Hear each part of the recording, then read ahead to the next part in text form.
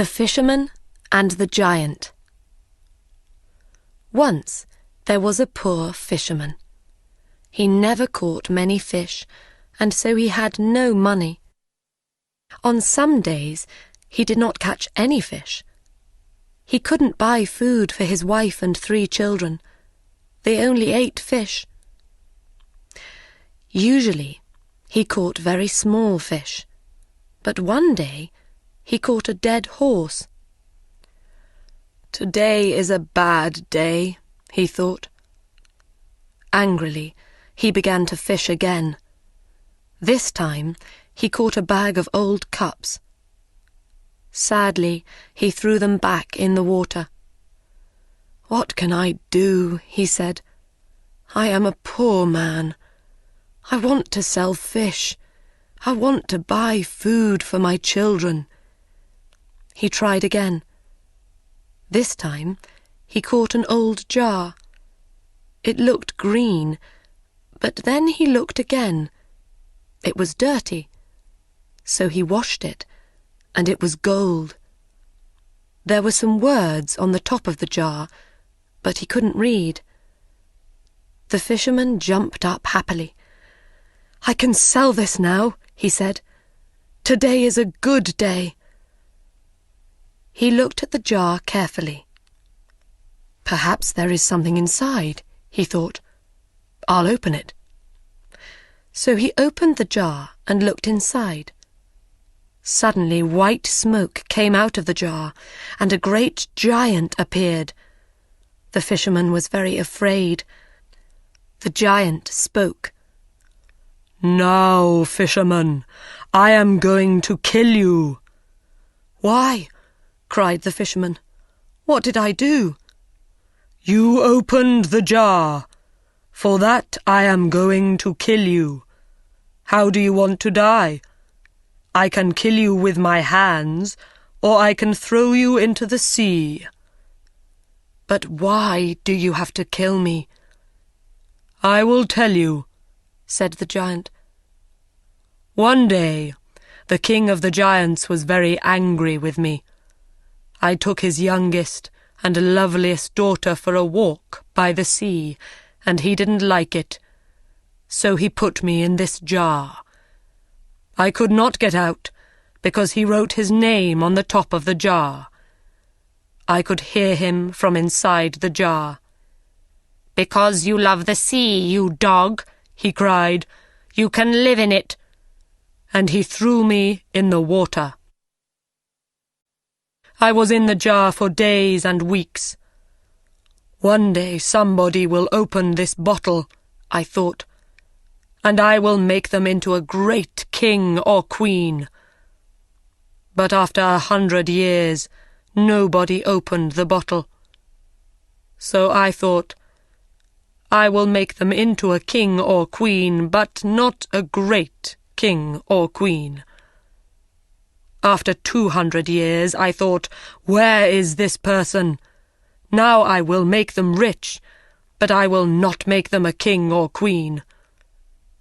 After 300 years, I was very angry. When somebody opens the jar, I will kill them, I thought. You are that person, fisherman. How do you want to die? I have one question, said the fisherman. Will you answer it? I will, said the giant, but ask quickly. Were you in that jar? Yes, I was, answered the giant. You saw me. But you are so big. Your hand is as big as the jar. Think before you speak. Is there nothing inside your head? The giant was not very clever. I will show you, he said angrily. Suddenly, he disappeared into white smoke again, and the smoke went inside the jar. You see, he called from inside. The fisherman quickly put the top back on the jar. Ha! Now, giant, he said, I will throw the jar back into the sea. Perhaps somebody will find you in another 300 years. Please open the jar, called the giant. I will make you a rich man. No, you will kill me, answered the fisherman. No, I won't, said the giant. I won't. I'll make you very, very rich. The fisherman thought for a minute. All right then, he said, and opened the jar. White smoke came out of the jar, and the giant appeared again. He quickly threw the jar into the sea. Thank you, he said to the fisherman. I will not forget this. Come with me. The fisherman followed the giant round the city walls and over a mountain. There they came to a great blue and gold sea. In the water there were many fish. Now, catch something. I will watch you, said the giant. In no time, the fisherman caught 3 fish. 3 beautiful red, white, and gold fish. Take these fish to your king, said the giant. He will give you a lot of money for them. The giant disappeared, and blue and gold smoke went into the ground. When the king saw the fish, he said to the fisherman, Those are beautiful fish. I will give you gold for them. Then he said to his servant, Take these fish to the cook. We will eat them today. The fisherman took his gold home to his family. They ate a wonderful dinner of bread, meat, fruit, vegetables, and no fish. For the first time in their lives they were not hungry. The king's cook put the fish over the fire. They started to cook.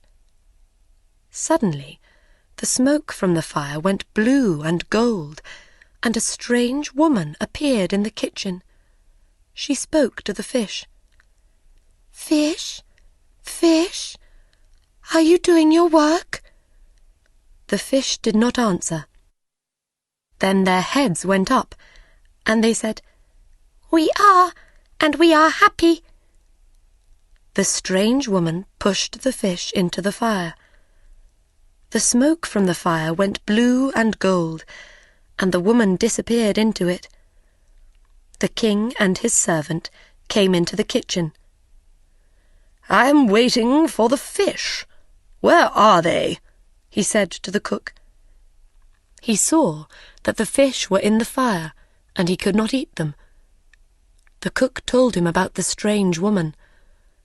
The king wanted to see the woman, so he sent for the fisherman. Bring me 3 more fish, he said.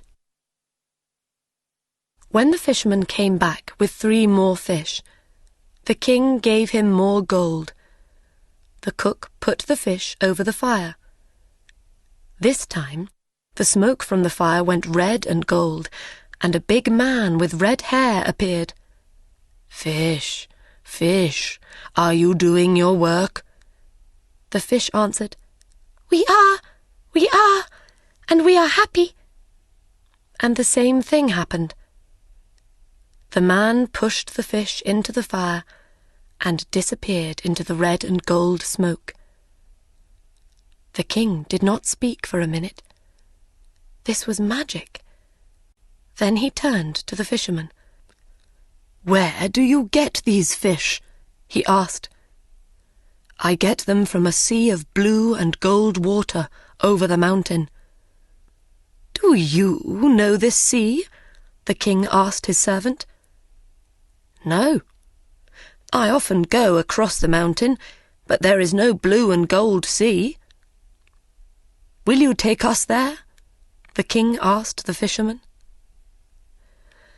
The king and his men followed the fisherman over the mountain to the sea of blue and gold, and there they saw the wonderful fish. The fish were jewels in the water. Wait here, said the king. He took 2 men and went round the sea. There they came to a great house of red stone, All round the house were gardens of wonderful flowers. There was no answer at the door, but it was open, so the king went in. He saw many beautiful rooms, but no people. He came into a very large room with high windows. Somebody spoke. "When will I die? I don't want to live." The king saw a young man at the other end of the room. He was on the floor with a coat over his feet. "I know you are a king," said the young man, "but I cannot stand up." The king took away the coat and saw that his feet were fine white stone. "What is this?" cried the king. "Why do you have stone feet? Why do the fish talk? Why does a man with red hair appear from nowhere in my kitchen? What is happening? Tell me." "I will tell you," said the young man. "Please sit down and listen. There was once a great city in this place. My father was king of that city, and I was a prince. Then my father died, and I was the king. I married a beautiful woman. She was my queen, but she did not love me. She loved a servant. When I learnt about him, I wanted to kill that servant. We had a fight. I hurt him, but I didn't kill him. He could not use his legs. My wife was very angry. She can do magic, and she changed my feet to white stone. Then I could not use my legs. That was not the end of it. 3 mountains and a blue and gold sea appeared in place of the city. She changed the men and women of the city into fish. There is a little house of white stone in the garden of this house. The servant lives there. He cannot walk. My wife visits him every day." The king went into the garden and thought for some time. Then he went to the house of white stone. He found the servant inside and killed him. He put the servant under the bed and then climbed onto it. He pulled the servant's jacket over his face. Some time later, the queen came in. "Are you happy, my dearest servant?" she asked. "No," said the king. "I cannot sleep. Somebody is crying. The young king is crying because of his stone feet." The queen went to the young king and threw some magic water over his feet. He stood up and walked. Then she came back to the house of white stone. "And I cannot sleep," the king said, "because the men and women of the city cry at night. They do not want to be fish." So the queen went to the blue and gold sea. She said some magic words. A great city appeared all round her. Men and women ran happily through the streets and in and out of the houses. Then the queen came back to the house of white stone. "Are you happy now, my dear servant?" she asked. "Yes, my love," he said. "Come near me." She came near him. "Come nearer. I want to put my arms round you." She came nearer his bed. He put his arms round her. In one hand he had a knife, and he killed her. He went back to the young king. "Your queen is dead. The city and its people are living." The older king and the young king were friends after that. One city helped the other city, but nobody ate fish again. The fisherman and his family were happy. The 2 kings sent them gold and beautiful things. They were never hungry again.